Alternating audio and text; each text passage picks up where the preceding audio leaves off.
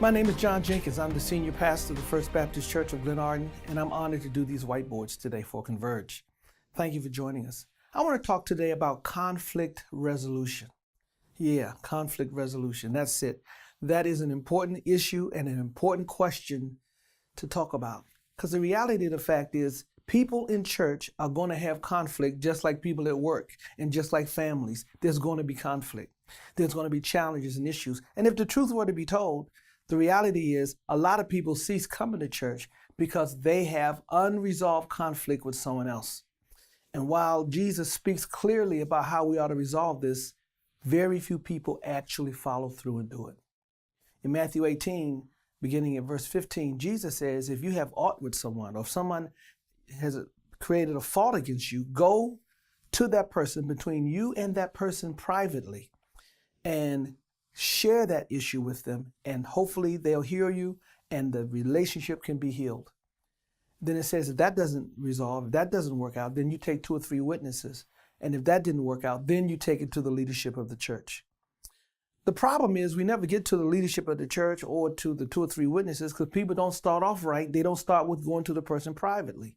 That is the critical principle that Jesus gives. Go and talk to the person privately.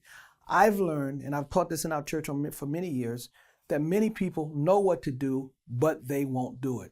And here's the question. Why won't they do it, and how can we resolve that? I want to teach you a real quick, real clear, simple way of challenging and teaching people how to resolve their conflict and how to get over that first hurdle.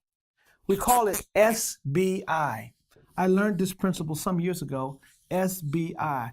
And it's instead of FBI, it's with an S. And each one of these letters stands for the steps and the process of how to communicate with somebody who has offended you or has created a problem. The S stands for situation. It means to go to the person and identify the specific situation of when the offense occurred. What day was it? What was the meeting? What was the location? To describe the situation of when and how the event occurred. It is an observation to help the person identify when the offense occurred. The B stands for behavior. And this is probably one of the most important pieces of this deal, is that you need to talk about behavior. Where most people mess up is that they don't talk about behavior, they talk about motive, they talk about intentions. God never gives us the power or the ability to look into a person's heart and know why they did what they did, or what their motive is behind it, or what their intentions were. So you should never talk about you don't like me, or you never this, or they're saying some things that are not just actually proven. But when you say, here's the behavior I observed. You walked by me and didn't speak. You rolled your eyes. I heard you say these words. You didn't return my phone calls. I emailed you and you didn't respond.